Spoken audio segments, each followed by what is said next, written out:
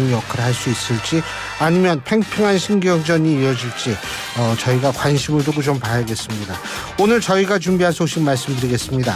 2부에서는 정법 승부 김성수 이동훈 변호사와 함께 이 김어중 음주뺑소니 사건 한번 생각해 보고요. 3부에서는 국민의힘 김성태 전 원내대표 연결해서 당내 얘기 나눠보겠습니다. 4부에서는 키워드로 보는 승부 조청래 전 여의도연구원 부원장 김민아 시사평론가 두 분과 함께하겠습니다. 5월 23일 목요일 신율의 뉴스 정면 승부 지금부터 시작합니다.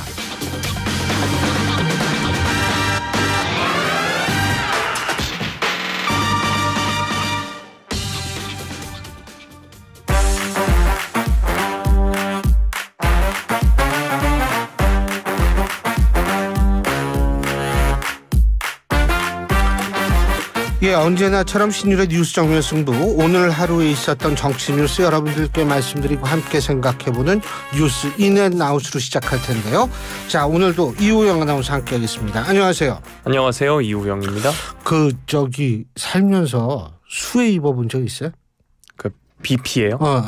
아직은 없습니다. 없죠. 네. 아니 좀 아까 뉴스를 보는데 올해 여름이 유난히 처음부터 덥고 두 번째는 비가 어마어마하게 오고 세 번째로는 태풍은 많지는 않지만 한 번 오면 강도가 엄청 세다. 이런 기사를 제가 봐가지고 물어보는 건데 진짜 걱정되더라고요. 이 수해 이 강남역 그 수해 기억하죠?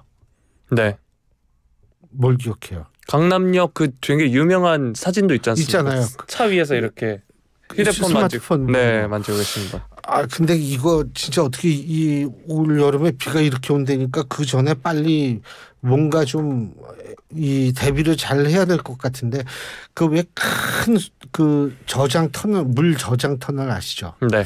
그런 것들을 좀 여러 진작에 만들어 놨으면 그러질 않을 텐데 이게 좀 늦었어요. 조금 그게 좀 아쉬워요. 저는 다행히도 제가 수해를 입은 적은 없고 수해 복구하는 대민지원 군 시절에 나가본 기억만 있습니다. 그렇구나. 어디로 갔었어요 그때? 제가 이제 원주에서 근무하다 보니까 근방에 있는 논밭에서 이제 기운 논을 다시 이렇게 묶어서 세워두는 거 했습니다.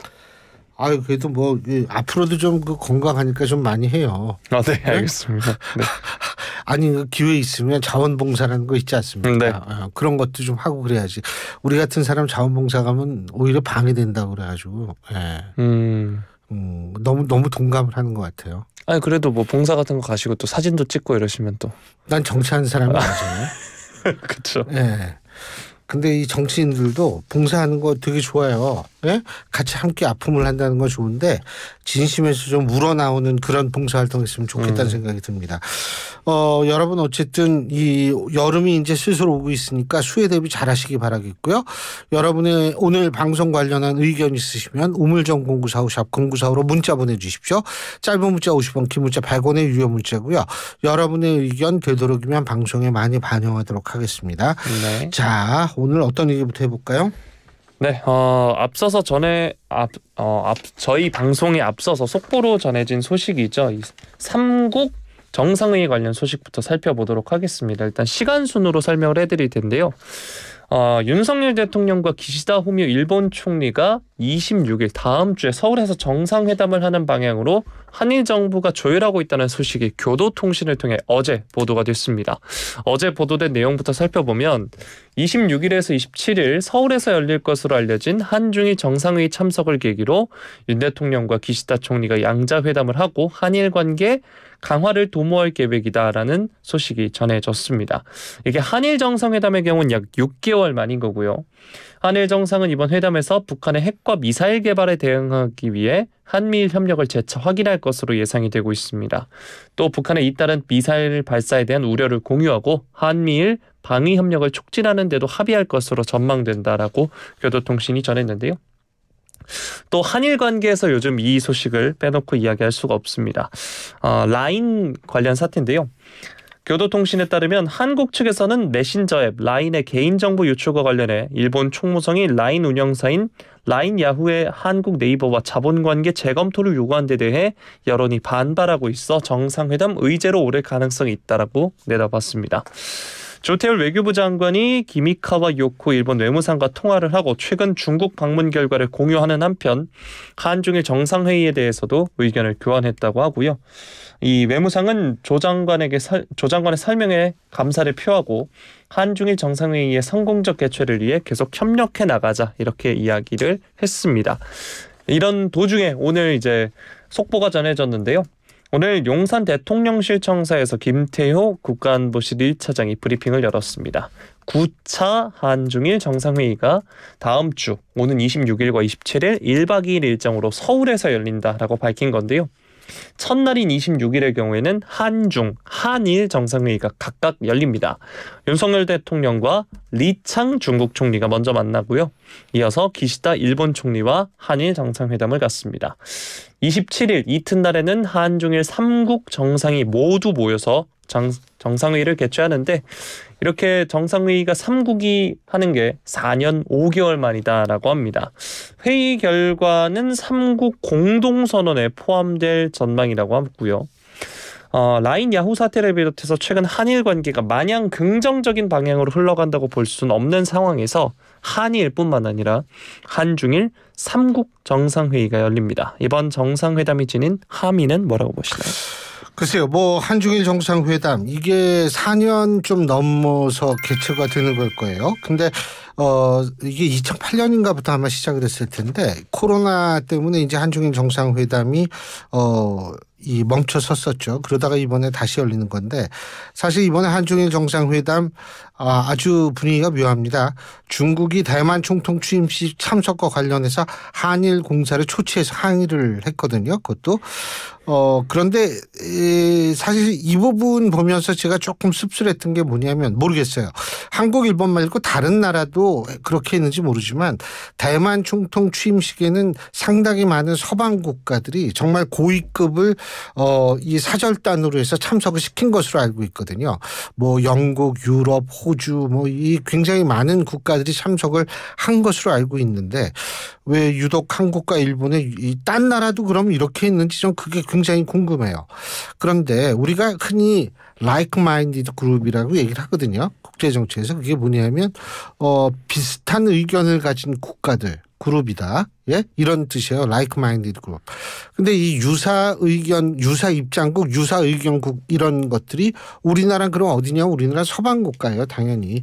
그런데 사실 우리나라에서는 사실 조경태 의원 대만 한국 대만 의원 친선협회 회장이기 때문에 이제 거기에 회장 자격으로 갔는데 조경태 의원만 간 거 거의 물론 이제 대만 주재 한국 대표부도 갔죠. 하지만 그건 원래 가는 거니까 좀 그런 면에 있어서는 안타깝다라는 얘기도 많이 나옵니다. 왜냐하면 다른 서방 국가들은 상당히 고위급 인사들을 직접 파견했는데 우리가 그렇게 한 거는 우리 나름대로 중국에 죄송한 표현이지만 눈치를 보느라고 그렇게 한 것 같은데 그럼에도 불구하고 이거 초치를 했다라는 거는 좀 우리로서는 굉장히 씁쓸하고요. 그리고 사실 또 푸틴 대통령 취임식에는 우리가 이제 주 러대사를 참석시켰거든요. 근데 다른 서방 국가는 안 갔어요. 프랑스하고 우리만 갔어요. 예? 그나마 프랑스가 가서 낫다라는 얘기가 나오는데 이런 걸 제가 왜 말씀드리냐면 한중일 3자 회담도 정상회담도 굉장히 중요한 의미를 가지고 있습니다만 중요한 건 지금 신냉전이 지금 점점 이게 구도가 안착하고 있는 상황에서 우리가 앞으로 어떻게 나아가야 되는지를 한번 냉정하게 생각해 봐야 된다는 의미에서 제가 이런 말씀을 드린 거고요. 그리고 중국 경제가 굉장히 안 좋습니다. 그런데 반대로 세계에서 1위 인구가 제일 많은 나라 어디? 인도입니다. 인도죠. 인도는 지금 경제가 엄청나게 잘 풀리고 있어요. 성장률이 5%가 좀 넘고 있거든요. 그렇기 때문에 그런 부분도 종합적으로 한번 생각을 해봐야 될 것이다. 특히 제가 이런 사례를 들어드릴게요. 독일이죠, 독일. 독일이 지금 아주 곤란해요, 경제가. 왜? 이 경제적으로는 중국의 의존도가 굉장히 높아졌어요. 예? 과거부터. 그거 잘못됐다라는 비난이 지금 나오고 있는데 그리고 에너지 소스 이건 러시아에 의존을 하고 있거든요. 근데 이게 신냉전 체계가 구축이 되니까 자 중국 경제 엄청나게 안 좋아서 손해보고 러시아 거기에서 이 소위 말하는 에너지를 의존하고 있는데 이것도 조마조마해지고 그래서 독일이 지금 유럽 국가 중에 성장률이 가장 낮아요. 그러니까 이런 것들. 참고적으로 우리나라는 경제 성장률이 점점 높아지고 있습니다. 다시 말해서 경제가 조금씩 살아나고 있다라는 것이 확실하게 보여지고 있는데 독일은 그렇지 못하고 있거든요. 그렇기 때문에 이런 걸 종합해 봤을 때 하여간 한중일 정상회담 필요하겠죠. 그리고 우리가 중국한테 요구할 만한 건 당당하게 요구했으면 좋겠어요. 여태까지 북핵 문제 좀 해결하라고 그랬는데 뭐를 해결했느냐. 따질 건 따지고 받아낼 건 받아냈으면 좋겠다는 생각입니다. 네. 자, 다음 소식 살펴보도록 하겠습니다. 노무현 전 대통령 서거 15주기 추도식이 오늘 오후 2시 경남 김해시 진영읍 봉하마을 대통령묘역과 인근 생태문화공원 특설무대에서 엄수가 됩니다. 추도식에는 노 전 대통령의 부인인 권양숙 여사를 비롯해서 유족, 또 정부 대표, 여야 지도부 등 전현직 정치인이 대거 참석을 합니다. 윤 대통령의 경우에는 대통령실 홍철호 정무수석과 화환을 함께 보내서 고인을 추모하고 애도의 뜻을 전한다고 하고요. 김진표 국회의장, 한덕수 국무총리는 참석을 합니다. 퇴임 후에 경남 양산 평산마을에 사는 문재인 전 대통령은 부인 김정숙 여사와 함께 3년 연속 추도식이 열리는 봉하마을을 찾는다고 하고요. 여야 대표 등 지도부도 대거 추도식에 집결을 합니다. 황우여 국민의힘 비대위원장, 이재명 더불어민주당 대표, 조국 혁신당 대표, 김준우 정의당 대표, 이석현 새로운미래 비대위원장, 윤희숙 진보당 상임대표 등이 자리를 하고요. 민주당의 원로 인사들도 모입니다. 정세균 노무현재단 이사장, 이해찬 전 대표, 김부겸 전 총리, 한명숙 전 총리 등도 참석을 하고요. 지자체장들도 참석을 합니다. 김동연 경기도지사, 박완수 경남도지사, 김건영 전북특별자치도지사, 김영록 전남도지사, 강기정 광주시장, 홍태용 김해시장 등도 함께한다고 하는데요. 이번 추도식의 주제가 지금의 실천이 내일의 역사입니다 라고 합니다. 이 말이 노 전 대통령이 2004년 12월 프랑스 소르본 대학교에 초청받았을 때 했던 연설의 한 구절이라고 합니다. 어느덧 노 전 대통령이 서거한 지 15년이 됐습니다. 정치권 모두 봉화로 집결을 하는데요. 윤 대통령의 경우 화환과 홍철호 정무수석을 대신 보냈습니다. 이 소식 뉴스인 부탁드리겠습니다. 노무현 전 대통령이 우리나라 정치사에서 남긴 것들이 굉장히 많습니다. 가장 큰 게 이제 탈권이라는 측면이 분명히 있을 거고요. 두 번째는 노무현 전 대통령만큼 국익을 우선한 대통령이 저는 굉장히 드물다고 봐요. 자, 노무현 전 대통령 상당히 진보다. 미국 한번 안 가본 사람이 대통령 못 되냐는 식으로 얘기를 한 적도 있죠. 진보 맞습니다. 하지만 한미 FTA를 결국 체결을 한 대통령이 노무현 전 대통령입니다. 그리고 강정 제주 해군 기지. 강정 말에 엄청난 반대가 있음에도 불구하고 강정 해군 기지에 정말 그 반대를 무릅쓰고 첫삽을 뜨게 했던 것도 역시 노무현 전 대통령입니다. 그리고 실제로 그러니까 노무현 전 대통령의 이 쭉 이런 걸 보면 사실 이 국익이라는 측면을 최우선으로 놨기 때문에 자신의 어떤 이념적 성향을 뛰어넘을 수 있었다라고 저는 보거든요. 노무현 전 대통령 그러니까 저는 이거예요. 노무현 전 대통령을 각자 나름대로 해석할 자유는 분명히 있지만 저는 나름대로 해석하는 게 아니라 결과론적으로 보는 거죠. 사실 이라크 파병도 그때 굉장히 반대가 많았습니다만 이라크 파병 하지 않았습니까? 이런 것들이라는 건 노무현 전 대통령이 과연 어떠한 것에 최우선을 뒀는가를 저는 여실히 보여주는 거라고 생각을 하거든요. 그런 의미에서 현재 정치권이 받아야 되는 건 뭐냐면 지금 현재 정치권은 어떻게 하고 있어요? 맨날 탄핵 얘기하죠. 거기에다 진영 나눠가지고 맨날 싸우죠. 예?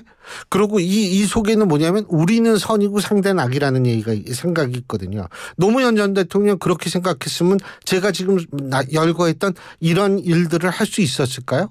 그거 못했습니다. 그러니까 제가 볼 땐 노무현 전 대통령 온 국민이 애도하는 이유는 온 국민의 대통령이었기 때문에 그렇습니다. 지금 정치인들 온 국민의 정치인이 있을까요? 전 그렇게 보지 않습니다. 네. 자, 다음 소식은 민주당 관련 소식입니다. 민주당이 오늘 최상병 특검법과 각종 개혁 법안을 관찰하고 당 내부적으로는 당원권 강화 등을 추진하기로 결의했습니다.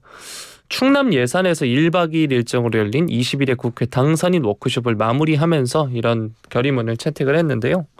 결의문을 보면 우리는 윤석열 정부의 폭주를 막기 위해 총력을 다한다라고 이야기했고요.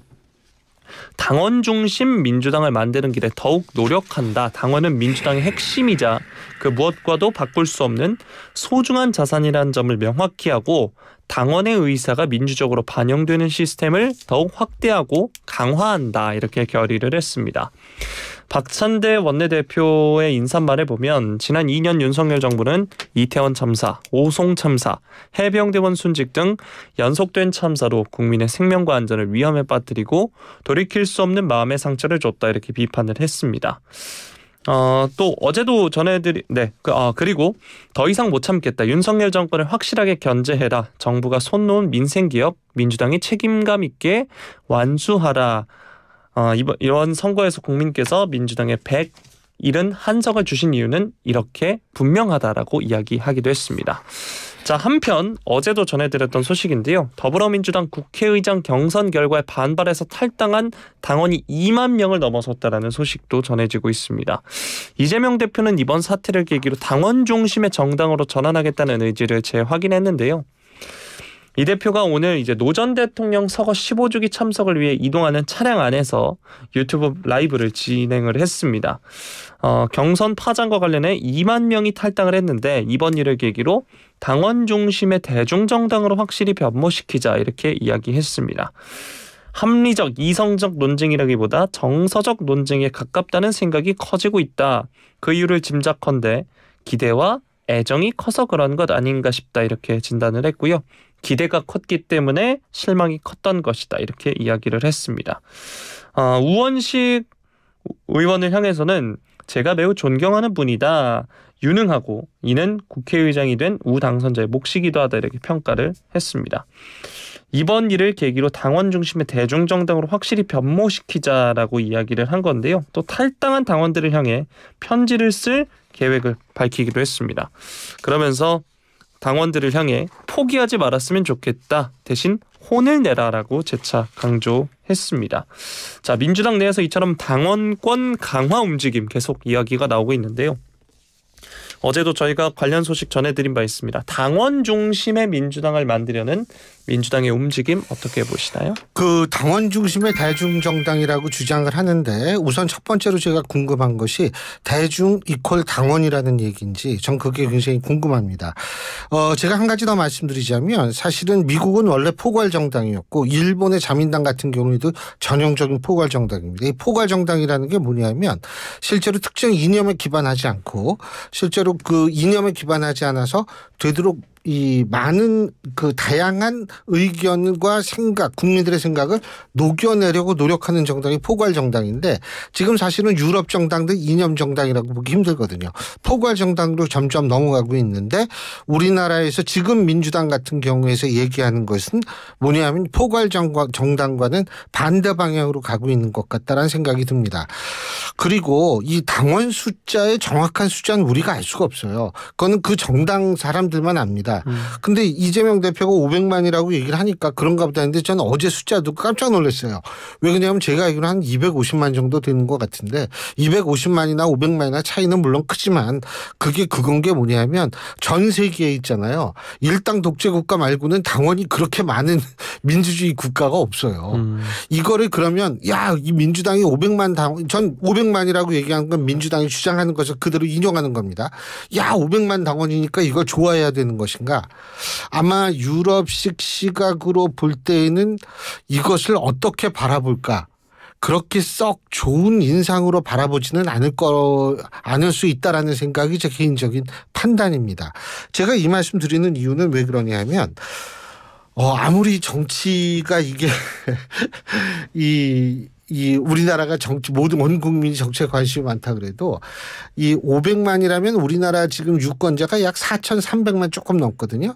4,300만 중에서 500만이면 어떻게 되나요? 4,300만 중에 500만이요? 4,300만인데 유권자 그중에서 500만이면 한 몇 퍼센트 되나? 이게 한 20% 넘잖아요. 400. 400만. 10%가 400만 아니에요. 20% 넘습니다. 10%가 400만이니까 10% 조금 넘죠. 10% 조금 넘는 그 유권자인데 그 많은 숫자가 민주당 당원이다. 이 좀 있으면 1,000만 넘으면 선거할 필요 없을 것 같아요. 예? 근데 이거는 그렇게 제가 볼 때는 자부심을 가질 수 없는 것이 우리나라는 침묵하는 다수가 있다라는 점을 전 꼭 말씀드리고 싶어요. 그리고 500만 정도 됐으니까 500만이 우리를 지지한다. 뭐 그렇게 생각하시는 건 자유인데 이게 가장 문제가 또 하나는 뭐냐면 국회의장 뽑고 지금은 상임위원장도 강성 지지층의 목소리가 많이 투영된다라는 보도가 있는데 만약 이게 사실이라면 이거 큰일입니다. 있잖아요. 자기네들 당직은 뭐 당원 몇 퍼센트 뽑고 그건 우리가 상관할 바가 아니에요. 자기네들끼리 하는 거니까. 하지만 국회의장이라는 건 민의의 전당이라는 국회의장을 뽑는 겁니다. 그런데 제가 항상 주장하는 거 있어요. 국회법에 보면은 국회의장 선거는 국회의원들이 본회의에서 무기명으로 투표해서 선출하기로 돼 있는데 우리나라 여태 관례가 좀 잘못되어 있었죠. 다수당을 차지하는 정당 내부에서 누구 국회의장 시키자 그러면 그 국회의장 후보만 딱 내고서 찬반 투표한 거거든요. 전 이거 잘못됐다고 생각을 하는데 여태 관례니까 뭐 그거 가지고 뭐라고는 얘기 안 하겠습니다만 단 이번에도 이 의원들이 뽑은 거 아니에요? 그죠? 우원식 의원을 뽑았는데 그거 가지고 저는 우원식 의원 입장에서 볼 때는 굉장히 기분 나쁠 것 같은데 어쨌든 그거 가지고 말 여러 가지 얘기를 하면서 이제는 국회의장 뽑을 때도 당원의 의견을 반영하겠다. 이거 곤란하죠. 국회는 민의의 전당입니다. 예? 진영의 전당이 아닙니다. 예? 그런데 자당 국회의원들이 뽑는 건 대의민주주의상 이론적으로 본다면 대의를 하는 사람들이니까 국회의원은 뭐 대신 그렇게 뽑아도 문제는 있지만 그냥 받아들일 수는 있어요.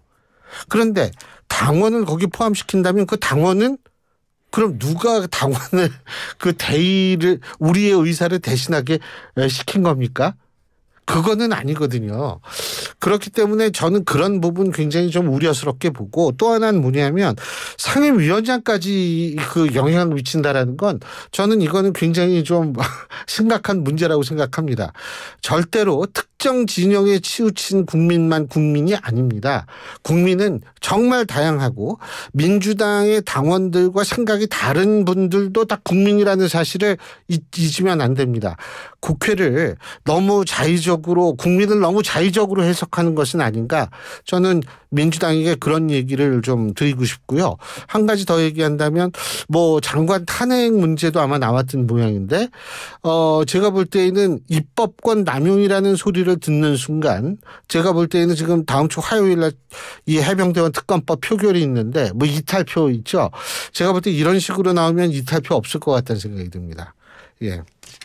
자, 다음 소식 살펴보도록 하겠습니다. 한국은행 금융통화위원회가 오늘 오전에 서울 중구 한은 본관에서 통화정책 방향 결정회의를 열었습니다.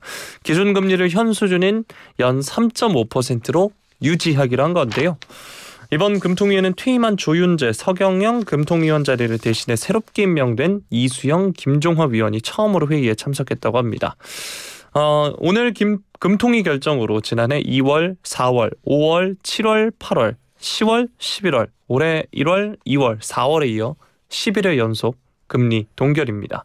앞서 금융투자협회가 채권 전문가를 대상으로 실시한 설문조사에서 98%는 한은이 기준금리를 동결할 것이다 예상을 했는데 미국 연준의 금리 인하 시점이 지연되고 있는 등 통화정책의 불확실성이 상존하고 있고 소비자 물가 상승률이 여전히 한은의 목표 수준 2%를 웃돌고 있는 점 등을 금리 동결의 배경으로 꼽기도 했습니다. 한은이 경기 둔화 가능성에 선제 대응해서 먼저 금리를 내린다면 현재 사상 최대인 2%포인트까지 벌어진 한미간의 금리 역전차가 더 커지는 점도 부담으로 작용한 것으로 지금 풀이가 되고 있습니다. 자본 유출 우려 등에 따른 환율 변동성이 커질 수가 있어서인데요. 게다가 올해 1분기 실질 국내 총생산 성장률이 예상을 크게 웃돈 점은 금리 인하의 시급성을 낮추는 요인이 되고 있다라고 합니다. 네. 2년 전만 해도 제가 항상 뭐 이런 브리핑을 하거나 할 때 베이비 스텝, 자이언트 스텝과 같은 금리 인상 소식을 자주 전해드렸는데요. 어느덧 한은이 11회 연속 금리를 동결을 했습니다. 이 소식 뉴스인 부탁드립니다. 일단은 제가 볼 때 대부분의 경제 전문가들이 예상하는 게 미국에서 금리 인하 시점이 9월이라는 얘기는 대충 일치하고 있습니다. 9월에 금리 인하가 되고 그렇게 되면 우리나라도 금리 인하의 가능성이 분명히 생깁니다. 더군다나 제가 앞서도 말씀을 드렸고 우리 이우영 아나운서도 지금 말씀을 드렸습니다만 지금 성장률 1분기 성장률 굉장히 성장을 많이 했어요. 2분기도 2.5%로 상향 조정이 된 상태. 다시 말해서 우리나라 경제도 지금 살아나고 있다는 거거든요. 이런 상황에서는 우리나라도 사실 금리를 인하시킬 만한 여력이 생겼다라고 봐요. 그렇기 때문에 미국이 9월 달에 금리 인하를 하게 된다면 우리나라도 금리 인하 가능성을 배제할 수는 없지만 하지만 국제 정치적으로 이렇게 볼 때에는 역시 복병이 남아있죠. 그 복병이란 뭘까요? 11월에 뭐가 있어요? 미국 대선이요. 그렇죠. 미국 대선이 이게 어떻게 되느냐에 따라서 좀 상당히 영향을 받을 거예요. 근데 참고로 그냥 알아두십시오. 이 미국의 반중 정서 있죠. 일반 국민들, 미국 국민들 그렇죠. 유럽 국민들 그렇죠. 반중 정서가 서방 국가 내에서는 굉장히 셉니다. 제가 이 말씀 왜 드리냐 하면 이 바이든이 다시 재선에 성공하든 아니면 트럼프 전 대통령이 다시 성공하든 간에 이 표를 얻기 위해서 그리고 향후 행보를 위해선 계속 중국에 반대되는 행보를 걸을 수밖에 없다는 거예요. 그렇기 때문에 이런 것들도 우리가 상당히 경제 정책을 수립하는데 고려를 하면서 조금씩 금리 인하 쪽으로 좀 가는 그런 방향이 되지 않을까라는 생각을 한다는 거죠. 네. 오늘 여기까지 하죠. 수고하셨습니다. 고맙습니다. 예, 지금까지 이우영 아나운서였습니다.